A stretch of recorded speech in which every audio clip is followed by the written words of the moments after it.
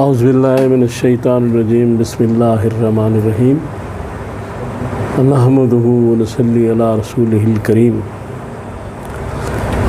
انتہائی قابل احترام سامعین و حاضرین، مجھ سے اچھے لوگوں، السلام علیکم ورحمۃ اللہ وبرکاتہ۔ بڑی عقیدت محبت کے ساتھ درود شریف پڑھ۔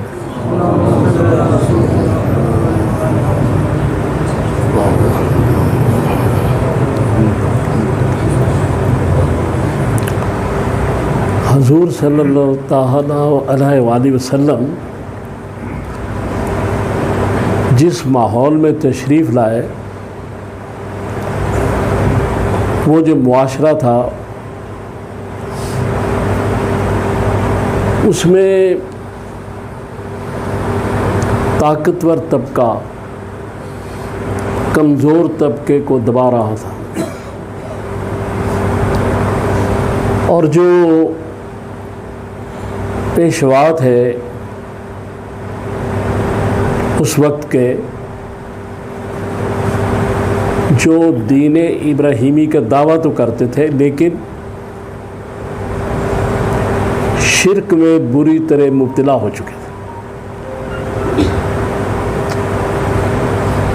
اور وہاں جو کہ توحید کا گھر تھا کعبہ، اس کے اندر بتوں کی بھرمار تھی، اور وہ بت بنا بنا کے اس لیے رکھے گئے تھے تاکہ جو ماتحت طبقہ دوسرا ہے اس کو ان سے ڈرایا جائے کہ اگر تم ان کی خدمت میں کوئی نذرانہ پیش نہیں کرو گے تو بارش روک دیں گے،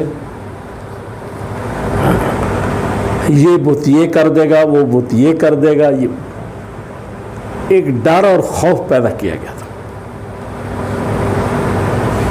اس استحصالی معاشرے میں حضور صلی اللہ علیہ وسلم تشریف لائے،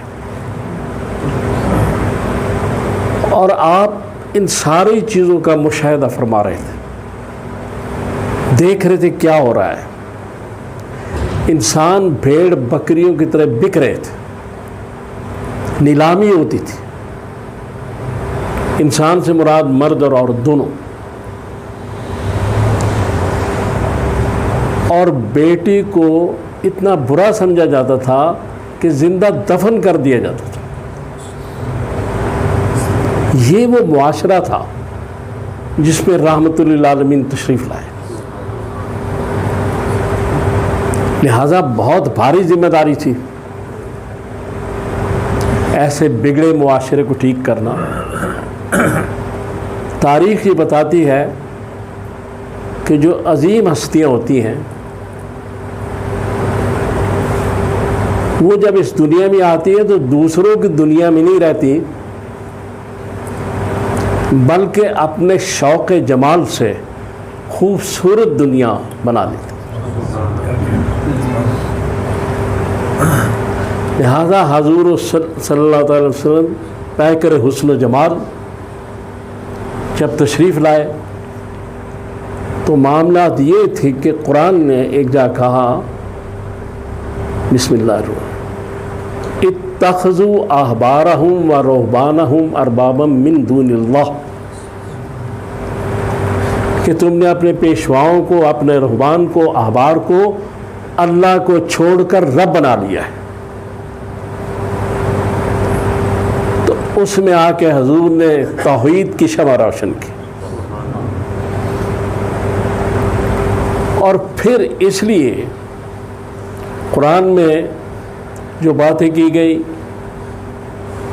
سورہ علق کی پہلی آیت، پھر سورۃ الاعلیٰ کی آیت نمبر 6،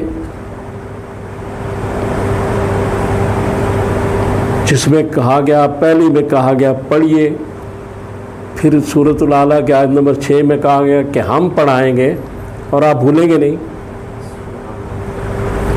اللہ استاد تھا حضور کا۔ اور پھر سورۃ زمر کی آیت نمبر 22 میں یہ بات کی گئی کہ ہم اسلام کے لیے جس کا چاہتے ہیں دل کھول دیتے ہیں اور پھر ایک رب کا نور اس پہ آتا ہے. تو پھر واضح طور پہ فرما دیا گیا وہ جو پہلی اقرا اور اس کے بعد فلا تنسا اور اس کے بعد ایک الم نشرح لک صدرک کہ ہم نے تو آپ کے سینے میں آپ کا یہ جو علم ہے اس میں ساری کائنات کے علوم بھر دیے.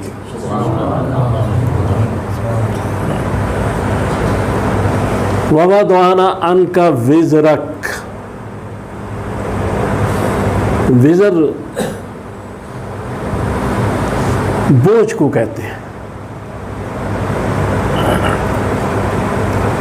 تو اللہ تبارک تعالیٰ حضور سے کہہ رہے ہیں کہ جو معاشرہ آپ نے دیکھا ہے، جو اس کا مشاہدہ کیا ہے، آپ نے ریگستانوں میں سفر کیے ہیں، تجارت کی ہے، سب کچھ کیا ہے، اس معاشرے کی درستگی میں آپ ڈرے نہیں، ہم آپ کے ساتھ ہیں. وَوَضَعْنَا عَنْكَ وِزْرَكَ الَّذِي أَنْقَضَ ظَهْرَكَ، یعنی وہ بہت بڑا بوجھ. اور پھر آگے یہ کہا وَرَفَعْنَا لَكَ ذِكْرَكَ کہ جو بھی آپ یہ کام کر رہے ہیں کریں گے پھر اس کا صلہ آپ کو دیا جائے گا.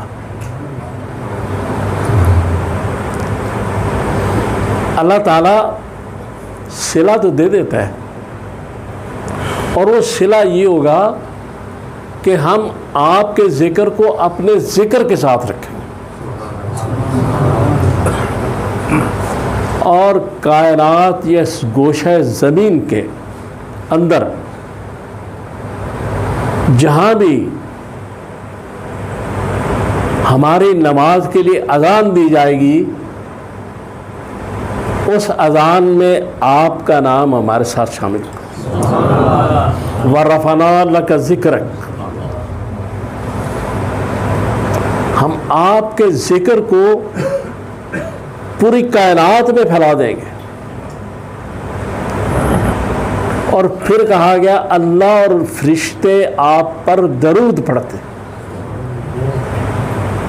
یعنی جو آپ کا ذکر ہے یہ صرف اس کائنات تک محدود نہیں ہے بلکہ ہم بھی کر رہے ہیں اور فرشتے بھی کر رہے ہیں. درود پڑھ لیں.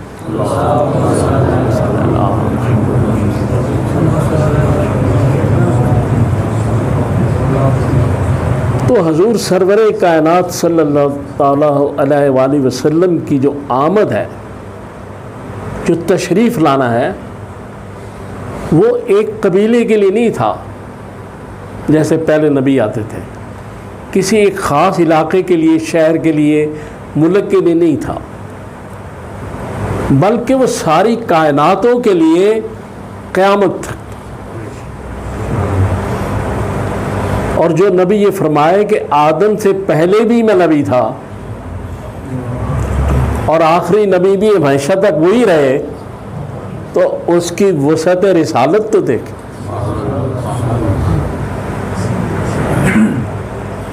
کتنی عظیم ہستی، کتنا عظیم رسول،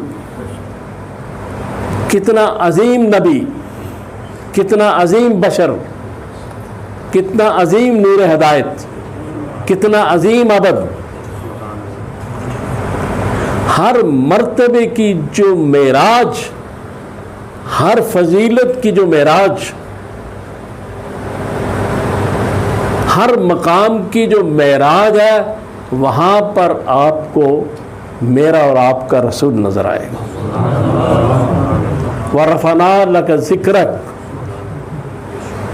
یہ صرف یہاں تک محدود نہیں ہے، ساری کائنات آپ کا ذکر کرے گی، وہ کائنات آپ کا ذکر کرے گی، ہر اہل ایمان آپ کا ذکر کرے گا. ہماری خوش نصیبی ہے، اور یہ خوش نصیبی بہت بڑی خوش نصیبی ہے کہ ہم آج حضور صلی اللہ علیہ وآلہ وسلم کی امت میں ہیں۔ اس سے اور زیادہ کیا خوش نصیبی ہے؟ تو دو شعر سن لیں۔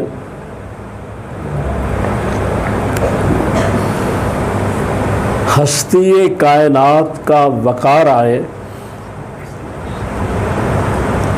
خوشیاں مناؤ سب سے بڑی سرکار آئے۔ کوئی اس طرف ہو یا اس طرف، ہر دکھی کے طرفدار آئے۔ اللہ تعالیٰ سے دعا کریں کہ آپ کی اتباع ہمیں عطا فرمائے۔ وَأُفَوِّضُ أَمْرِي إِلَى اللَّهِ إِنَّ اللَّهَ بَصِيرٌ بِالْعِبَادِ۔